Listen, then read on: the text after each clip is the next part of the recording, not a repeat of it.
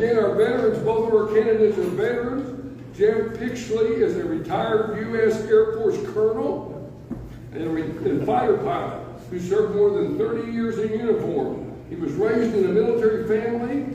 He joined the Air Force and rose through the distinguished career that included flying F-16s, investigating aircraft accidents, commanding basic military training for the Air Force in San Antonio, and serving as an ROTC commander at the University of Oklahoma.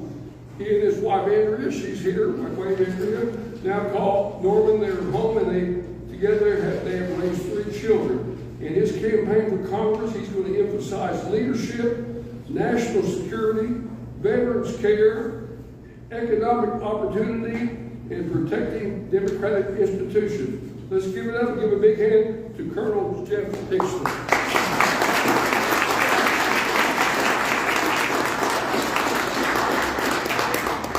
Thank you for the invitation. I'm so pleased that you're all here. I've met some of you, and Mitchell and I both had an opportunity last month to briefly speak, and the opportunity for that, you get long form, although 15 minutes is not my long form. My long form is more like 2 hours, but I promise I will not go that long. I'll begin by saying, Vidan, you mentioned that Meg wasn't here, so there's no sign-in sheet. I can help. If you go to my ActBlue account and make a donation, I will forward the list to Cornbread and Beans. That will help out. So, I'm Jeff Pixley, and I'm not supposed to be here right now. I'm supposed to be on campus right now, teaching future Air Force officers what it is to uphold our Constitution, what it is to sacrifice for our country, what leadership, authority, and responsibility are. What I'm supposed to be doing right now is being on that campus and training the next generation of officers to take my place in my beloved Air Force. And the reason I'm not there right now is because our government and the people who were supposed to represent us in Washington, D.C. have failed to uphold their oaths of office. It has forced me to leave. In February of 2025, just a few months ago, the President of the United States fired the Chairman of the Joint Chiefs of Staff, General C.Q. Brown. He fired Admiral Lisa French Shea, who ran the Navy. And most alarmingly, he fired the lawyers on top of the 3 military services, whose job it was to make sure that the orders that came down to colonels and below were constitutionally aligned, lawful, and proper. The minute I read that news on Saturday morning, February 15th, I realized I was at a crossroads, and I could no longer stand by on the sidelines, mute while in uniform, while our country was undermined and while our men and women in uniform were placed in harm's way. When I made that decision to retire that Saturday morning, I had thought through some of the potential downsides of what these decisions would mean for our country and for our service members and for the trust the American people have in their government. I wasn't even close to accurate of how bad it was. I wildly underestimated the swiftness and the brutality of these changes that were enabled by folks in Washington, D.C., whose job it is, as a co-equal branch of government, to ensure that our Constitution is upheld, to ensure that we don't violate the rights of our citizens for promises of a magical security environment that is a fantasy under pretty much all circumstances. So I decided to retire, and my first thought was, how do I make a difference? My first thought was not running for office. I've never been a politically minded person, although I've always voted Democrat. I'm not a Democratic operative. I tell folks is I am in the party, but not of the party. My first thought was, how do I help win? And luckily, I live in Norman, so I'm incredibly well represented up the chain with our folks who represent me in the State House and the State Senate. Great folks who share my values. The first real gap I saw was in Congress. So I said, okay, how am I going to help someone beat Tom Cole or Mark Ray Mullen? And when I looked at the last few elections, I realized that the truth is there hasn't been a serious, credible contender against Tom Cole in decades. Not even close. And that doesn't mean the people that ran were not good people, but they didn't have the backing, the drive, the energy, or the voice that we need to unseat someone who is entrenched, has unlimited funds, and has achieved a level of power in government that means people from across the country are at his door asking for favors from him. That's an incredibly powerful position, and we can't phone in an election to unseat that. So I decided I was going to be the one to throw my hat in the ring, which sounded crazy to me. So I asked my friends, am I crazy for doing this? And they said, yes, you are. You should do it anyway. And every morning since I made that decision, I woke up fired up. Now, the first 200 days I was still in active duty, and I had to be quiet. I had to be silent because active duty members are not meant to be political, and that's a good rule. It was frustrating because that means I just had to be silent while these terrible things happened and continue to serve under an administration who didn't value me or my oath of office, and certainly didn't value the men and women in uniform who were slapped in the face in Quantico on the 30th of September. Every African American general officer, every woman leader in our DOT was slapped in the face. But finally, September 1st came, and I was able to announce my campaign. The day I retired is the day I filed, and for the last 67 days, I woke up every morning fired up about doing this. And I'm fired up about doing this going back to my oath of office. When I was just barely 17, on October 16th of 1989, I took my first oath of the Constitution of the United States. Yes, I delayed enlisting in the Air Force. And I'll be honest with you, the first time I took that oath, I didn't really understand what it meant. Most 17-year-olds don't.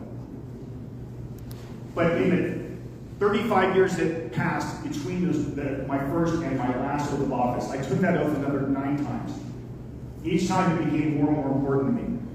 And as I think back on my career and contemplate the sacrifices that I personally made to uphold that oath, and think about the sacrifices my wife made to support me for 34 years as a military spouse, and the sacrifices my children made with an absent father in combat zones or spending time overseas, it is offensive to me that we have people in government who do not uphold their oath of office. My family has given too much for them to ignore their oath for their own either political power or monetary gain or whatever is driving those decisions.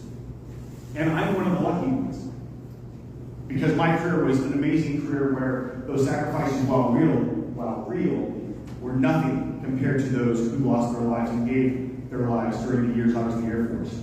From the First World War through every intervening conflict, my friends that I lost in combat and their families will never have a father or mother again, I know they're equally offended. So I wake up every morning not thinking about how does Jeff Pixley become this powerful congressman. I wake up every morning asking myself, how does Jeff Pixley contribute to fixing the system that I love and I swore my life to? For us, for them, for my grandchildren, for your great-grandchildren and beyond, we owe them this.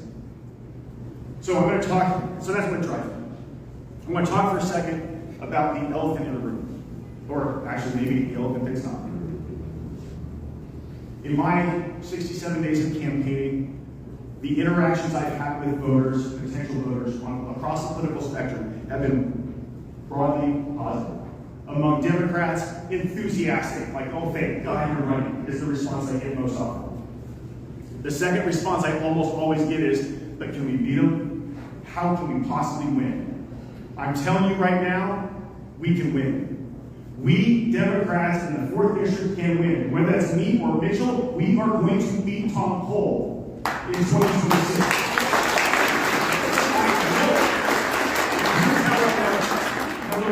The mood in this country is shifting. What happened on Tuesday in Virginia, in New Jersey, in New York, in Detroit, it tells us that American people have finally, the mirage has been broken and understand the danger that we're facing. And whether that's pocketbook issues or culture wars become less important, it doesn't matter. The momentum is with us. Here in Oklahoma, that exists, but we are so isolated from those coastal peripheries of our country, these political winds. We need to activate, this is why this room being full is so inspiring to me. What we need to do over the next 200 days before our primary, and certainly in the next 360 days before the campaign, is we need to start talking like winners.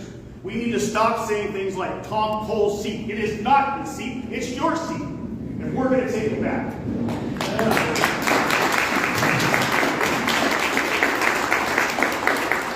We need to stop thinking of Oklahoma as this irreparably deep red state. Yes, this is a Republican-leaning state. But if we campaign eye to eye with people and genuinely talk to them and come at them with a sense of just being who we are and not pretend to be something else and say that what I care about are mostly things you care about, and let's focus on those things in the center of the Venn diagram that matter to all of us and tackle those in order. First things first, let's stop the bleeding. Let's repair the damage to our government. Let's rebuild some of the structures that have been broken. And let's fill some of the gaps, undo some of the loopholes, allow scoundrels to go to our government and enrich themselves and to entrench themselves permanently. We all benefit from that. So as I campaign, I'm going to go to every county. I'm going to go to every small room. I'll go into living rooms. I'm going to go into restaurants. I'm going to talk to people who look at me as a Democrat and they recoil when they hear I'm a Democrat. If you go to my website, which I recommend you do, you'll see the word Democrat is not on there. That's not because I'm not proud to be a Democrat. I'm damn proud to be a Democrat. It's because on this current political climate, I believe that connecting with someone on a human level and them understanding my story, what drives them, the things I'm passionate about, the things I care about, that I think they care about too, if you do that first, it'll be much easier for them to swallow the Democratic Party. It's not going to be universal. But I've seen it already. I've had amazing conversations with folks that otherwise would have walked away if I had led with I'm a Democrat. So what am I asking for the folks in this crowd? I'm going to do the Q&A in a second, but here's what I need to do. And I know you're going to say he's going to ask for money. That's not the first thing to say. I'm going to say that, but I'm not going to say it first. What I need you to do is take this passion you bring to meetings like this and take it out of this room, in this building, and every intervening day between this and next Cornbread and Beans, go be active in some way, whether it's volunteering on my campaign or Mitch's campaign or one of the amazing folks that are campaigning for state house seats, Chris May down in Noble, Chris Fowler in Oklahoma City. Go be active. Not just because we need your help, we definitely need your help, but because the reputation of the Democratic Party in this state is terrible. And part of that is because we've hidden away. We've hit to the point where I would say we were ashamed of it, we fear the awkward social interactions. Those days have to be over. We have to be bold, we have to get out there, and when you talk about being a Democrat, talk about being a proud Democrat, and say, here's how we can help change history. Oklahoma is going to flip, we're going to flip this seat. And if the redistricting nonsense that Republicans are trying across the country works out, there's a real world where Mitch or I could be in Congress, not as part of the blue wave.